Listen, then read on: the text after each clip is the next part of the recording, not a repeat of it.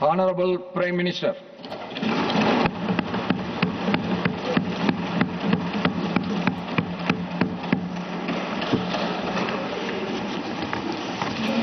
आदरणीय सभापति जी, सदन की ओर से मेरी तरफ से मैं श्रीमान हरिवंश जी को बहुत बहुत बधाई देता हूं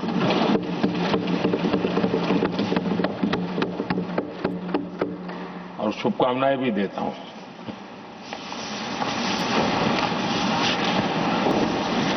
राज्यसभा उपसभापति के रूप में लगातार तीसरी बार निर्वाचित होना, ये अपने आप में इस सदन का आपके प्रति जो गहरा विश्वास है और बीते हुए कालखंड में आपके अनुभव का जो सदन को लाभ मिला है, सबको साथ लेकर चलने का आपका जो प्रयास रहा है, उसको एक प्रकार से सदन ने आज एक मोहर लगा दी है और ये अपने आप में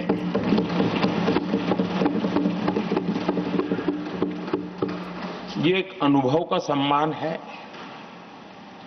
एक सहज कार्यशैली का सम्मान है और एक सहज कार्यशैली की स्वीकृति भी है।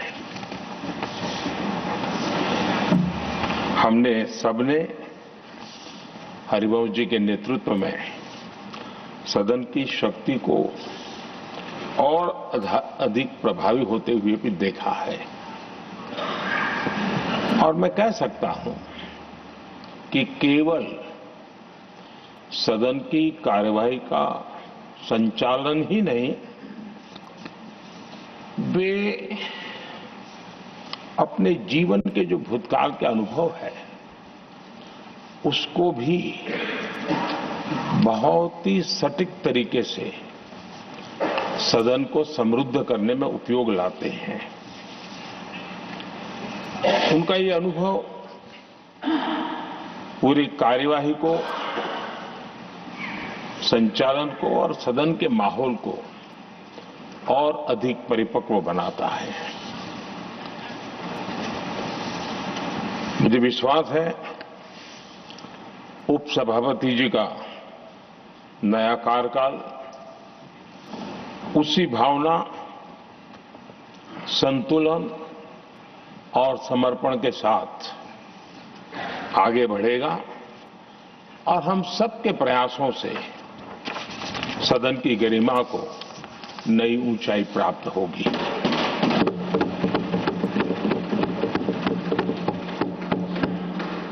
आदरणीय सभापति जी, हरिवंश जी का जन्म जेपी के गांव में हुआ और सहज रूप से ग्रामीण पृष्ठभूमि के कारण उन्होंने अपने गांव के विकास में विद्यार्थी काल से भी कुछ न कुछ करते रहे। उनकी शिक्षा दीक्षा काशी में हुई और इन सारे विषयों पर मुझे भूतकाल में बोलने का अवसर मिला तो मैं काफी कुछ कह चुका हूं, इसमें से आज को दोहराता नहीं हूं। एक बात का उल्लेख आज जरूर मैं करूंगा। आज 17 अप्रैल है और 17 अप्रैल 1927 हमारे पूर्व प्रधानमंत्री चंद्रशेखर जी की जन्म जयंती भी है।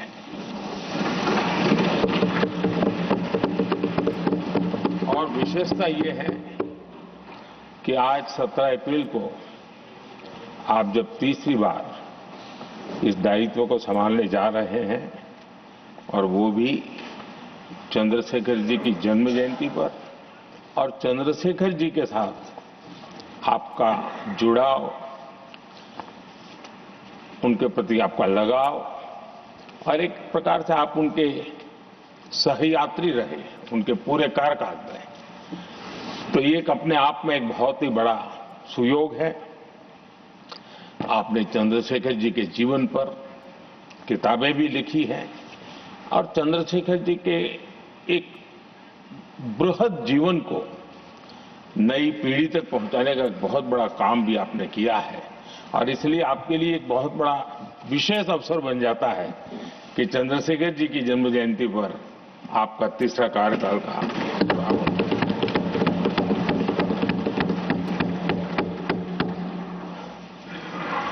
हरिवंश जी का सार्वजनिक जीवन केवल संसदीय कामों तक सीमित नहीं रहा है।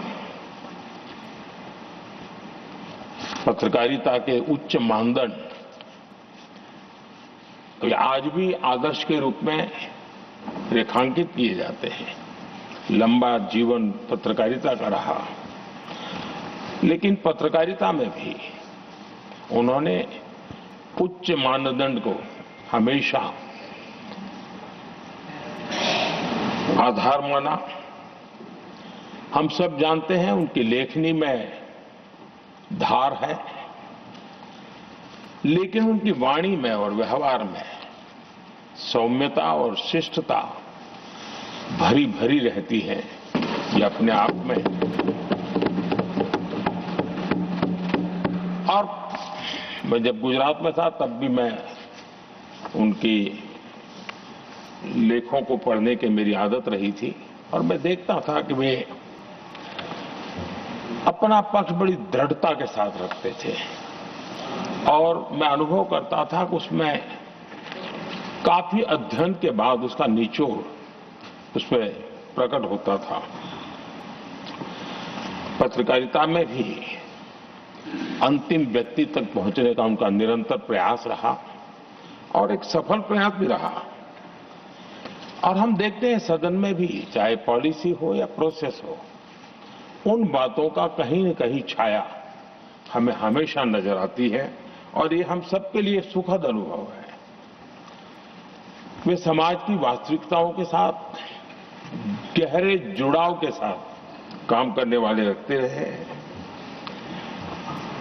मैं तो कहूंगा जो चाहे लोकसभा हो या राज्यसभा हो, जो नए सांसद आते हैं वे हरिवंश जी से बहुत कुछ सीख सकते हैं, बहुत कुछ बातें करके उनसे जान सकते हैं।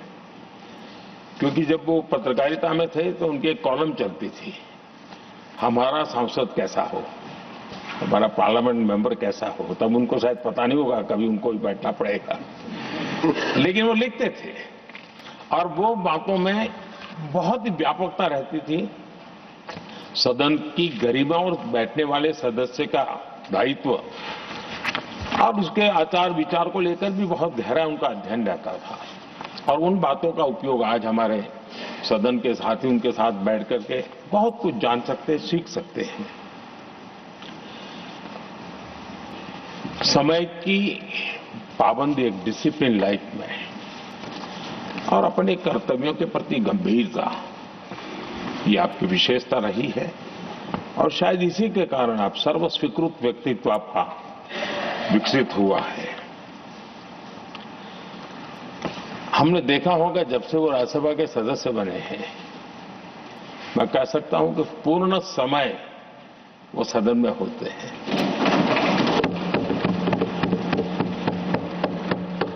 सभापति जी की अनुपस्थिति में सदन को संभालने का काम तो करते ही हैं, लेकिन बाकी समय भी यहां कमेटी का कोई भी व्यक्ति बैठा हो तो भी वे सदन में हमेशा अपनी मौजूदगी रहती है। हर बात को सुनते हैं, उस समय सदन का जो संचालन करते हैं उनके कार्य को भी देखते हैं और ये इसके पीछे उनको अपना जो दायित्व है उसके प्रति उनकी जो प्रतिबद्धता है उसके कारण ये संभव होता है और ये हम सब के लिए सीखने जैसा है। और मैंने देखा है कि वो पूरा समय इन चीजों के लिए वो खपा देते हैं। आदरणीय सभापति जी, उपसभापति के तौर पर सदन को कैसे चलाया, सदन में सदस्य के तौर पर क्या योगदान दिया, इस बारे में हम स्वाभाविक रूप से एक सकारात्मक चर्चा करते रहते हैं, लेकिन सदन के बाहर जनता के बीच वो कैसे अपने लोकतांत्रिक और सामाजिक दायित्वों को निभाते हैं, ये भी हम सार्वजनिक जीवन में जो लोग हैं उनके लिए सचमुच में ध्यान आकर्षित करने वाले विषय हैं और हमने उसको देखना चाहिए। मैं अपने अनुभव से कह सकता हूं उनके काम सराहनीय तो है ही, अनुकरणीय भी है। हमारा देश युवा देश है और मैंने देखा है कि हरिवंश जी ने अपने समय का उपयोग सबसे ज्यादा युवाओं के बीच में बिताना पसंद किया है। युवाओं को में लगातार गंभीर विषयों पर जागरूकता बने, एक प्रकार से लोक शिक्षा का काम निरंतर चलता रहे, ये अपने आप में वो लगातार करते रहते हैं। वो देश भर में उनका भ्रमण रहता है। वे मीडिया के नजरों में बहुत ज्यादा रहने का उनका शौक नहीं है, लेकिन भ्रमण और कार्यक्रमों की श्रृंखला उनकी लगातार चलती रहती है। 2018 में जब उन्होंने राज्यसभा के उपसभापति की भूमिका निभानी शुरू की, उसके बाद जो मेरी जानकारी है, कॉलेजेस और यूनिवर्सिटीज में 350 कार्यक्रम किए हैं। ये बहुत बड़ा काम है। देश की यूनिवर्सिटीज और कॉलेजेस में 350 से अधिक कार्यक्रम, जाना आना, उनके साथ बैठना, बातें करना, उसके लिए विषयों की तैयारी करना, ये अपने आप में बहुत बड़ा एक प्रकार से आपने व्रतस्थ के रूप में इस काम को किया और युवाओं से ही जुड़ने के लक्ष्य को आपने जरा भी ओझल नहीं होने दिया है। और विकसित भारत का सपना युवाओं के लिए भी क्यों होना चाहिए, इस मूल विषय को अलग अलग तरीके से जिस प्रकार से विद्यार्थियों का मूड हो वो बताते रहते हैं। विद्यार्थियों में, युवा पीढ़ी में एक आत्मविश्वास कैसे पैदा हो, निराशा से वो हमेशा हमेशा बाहर रहे, इन सारे विषयों की चर्चा वो करते हैं। उनके कुछ ऐतिहासिक रेफरेंस के साथ बात करते हैं कि हम ऐसे क्या कारण है कि हम जितनी तेजी से जाना चाहिए था आगे नहीं जा पाए, अब अवसर क्या आया है, सारी बातें वो, और देश कितनी बड़ी छलांग लगा सकता है, ऐसे आत्मविश्वास भरने का काम उनके द्वारा होता है।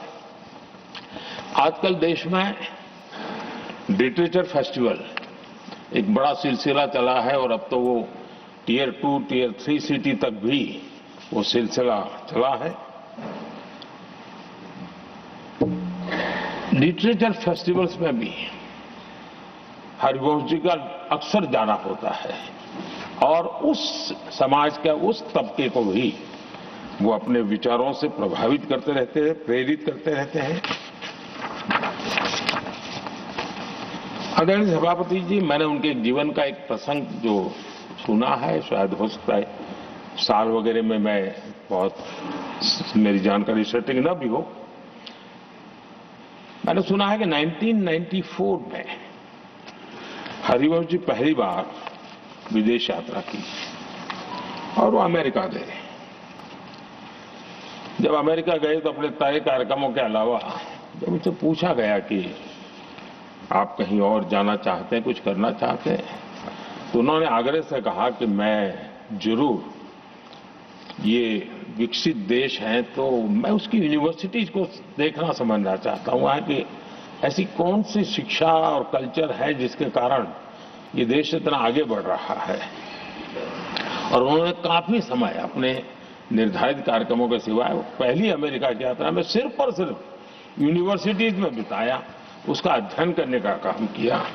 यानी ये जो ललक थी उनके मन में देखिए, अगर एक विकसित देश की यूनिवर्सिटी से जो निकलता है तो हिंदुस्तान की यूनिवर्सिटीज भी ऐसी हो ताकि विकसित भारत का सपना वहीं से रेखांकित किया जा सके। आदरणीय सभापति जी, एमपीज को एमपी लेड फंड के संबंध में तो काफी चर्चा रहती है और एक बड़ा पसंदगी का विषय भी रहता है एमपीज में, और कभी कभी तो ये भी संघर्ष रहता है कि एमपी लेड फंड इतना है और वहां उधर एमएलए फंड ज्यादा है, उसकी चर्चा रहती है। लेकिन एमपी फंड का उपयोग कैसे हो, एमपी लेड जो फंड की बातें, उसमें हरिवंश जी के विचारों को मैंने स्वयं भी सुना है, मैं प्रभावित हूं इससे, लेकिन हमारी भी कुछ मजबूरी रही है, शायद हम उनकी अपेक्षा के अनुसार उसको कर नहीं पाए हैं, क्योंकि सबको ऐसे विषय में साथ लेना जरा कठिन होता है। लेकिन उन्होंने खुद के उस जिम्मेवारी को कैसे निभाया है, मैं समझता हूं वो भी हम लोगों ने, उन्होंने ये एमपी लेड फंड था जो अपने जो विचार हैं उसको विचार को ही नीचे धरातल पर उतारने के लिए उपयोग किया। शिक्षा क्षेत्र और युवा पीढ़ी ये उसके सारे केंद्र में रहा। एमपी लेड फंड उन्होंने इस्तेमाल करने के लिए एक एक मिसाल पेश की है। उन्होंने विश्वविद्यालय शिक्षण संस्थानों में ऐसे अध्ययन केंद्र स्थापित किए और उसका प्रभाव लंबे अरसे तक रहने वाला है, और उसमें भी उन्होंने प्रोजेक्ट ओरिएंटेड समस्या के समाधान को केंद्र में रखा। जैसे लुप्त होती जा रही भारतीय भाषाओं, उनके संरक्षण के लिए उन्होंने आईआईटी पटना में एक अध्ययन केंद्र के लिए एमपी लेड फंड का उपयोग किया, तो उस काम को वो लगातार वहां हो रहा है।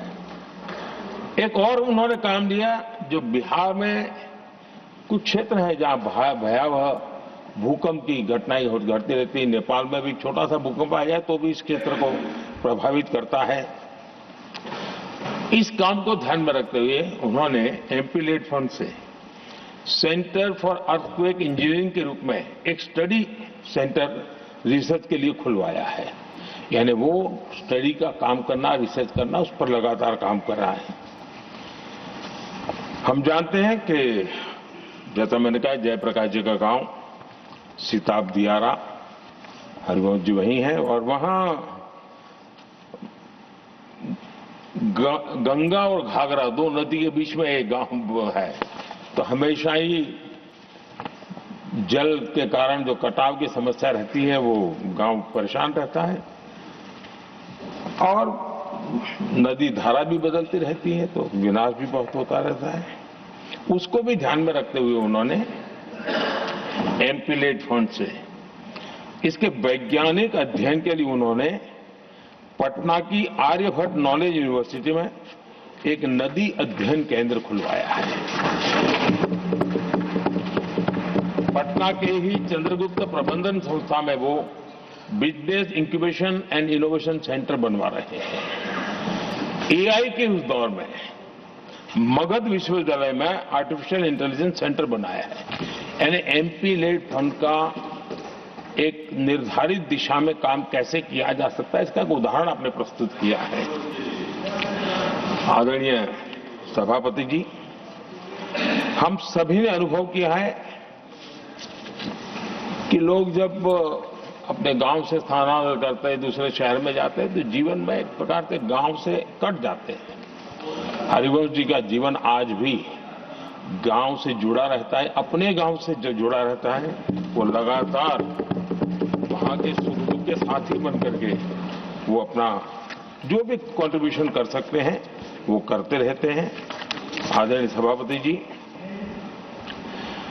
जिस संसद की नई इमारत में बैठे हैं उसका जब निर्माण कार्य चल रहा था तब मुझे उनके साथ निकट से काम करने का अवसर आया, और मैं अनुभव कर रहा था कि जो विचार मेरे मन में आते थे, मैं हरिवंशों को कहता मैं ऐसा करें तो कैसा होगा। 2 दिन में वो बराबर परफेक्ट उसके लेके आते हैं, कहीं नामकरण करना है, उसके पहचान इस सदन की कैसे बने, तो काफी कुछ कंट्रीब्यूशन सदन के निर्माण में, उसकी आर्ट गैलरी में, विभिन्न द्वार के नाम रखने हो, यानी हर प्रकार से मेरे एक साथी के रूप में हम दोनों को, और मुझे बड़ा आनंददायक रहा वो अनुभव काम का। आदरणीय सभापति हरिवंश जी के सदन को चलाने की कुशलता को तो हम भली भांति देखे हैं, लेकिन साथ साथ उन्होंने राज्यों की विधानसभाएं, विधान परिषदें और वहां जो प्रिसाइडिंग ऑफिसर्स हैं उनको भी कैसे मददरूप होना, उनके लिए किस प्रकार से आवश्यक उनके ट्रेनिंग के लिए काम किया जाना, उसके लिए भी काफी समय दिया और उन्होंने लगातार उनके लिए समय दिखाया। कॉमनवेल्थ पार्लियामेंट्री एसोसिएशन में भी उन्होंने भारत की डेमोक्रेटिक व्यवस्था की छाप छोड़ने में बहुत बड़ी सक्रिय भूमिका निभाई है। मुझे पूरा विश्वास है कि 21वीं सदी का ये दूसरा क्वार्टर ये सदन को बहुत कुछ कंट्रीब्यूट करना है, देश को प्रगति के पथ पर ले जाने में, विकास के लक्ष्य को प्राप्त करने में। मुझे विश्वास है कि सदन के द्वारा बहुत कुछ होगा और उसके कारण पीठाधीश सबका दायित्व बहुत बड़ा होता है। हम सबका बड़े विश्वास से मैं कह सकता हूं कि सभी साथी आप जो चाहते होंगे उसको पूरा करने के लिए सहयोग करते रहेंगे और आपके काम को कठिनाइयों में न परिवर्तित करें, इसके लिए ताकि आप ज्यादा आउटकम दे सकते हैं। और मुझे विश्वास है सब लोग इसको करेंगे। और मैंने पहले भी कहा था कि हरि कृपा पर है सब कुछ और हरि तो यहाँ के भी है, हरि वहाँ के भी है और हरि यहीं बैठेंगे, तो हरि कृपा बनी रहे, इसी एक अपेक्षा के साथ मेरी आपको बहुत बहुत शुभकामनाएं हैं। बहुत बहुत धन्यवाद।